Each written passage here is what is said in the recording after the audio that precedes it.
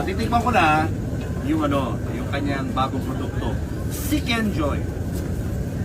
Ano spelling ng chicken? Silang at saka kin, sikin. Chicken! Mainit siya, bago dito. Sarap ha? Ano? Ito yung famous pares. Ayan yung pares. Ayan yung overload na yan. Sarap. Tapos ito, ang halaga nito, 100 pesos. 100 to only rice, 5 pesos please. Kung hindi ka pa satisfied doon sa lasa, meron tayong pagpalasa. Gusto mo maanghang, gusto mo lagyan ng garlic, gusto mo lagyan ng onion spring. So yan ang purpose nito sir.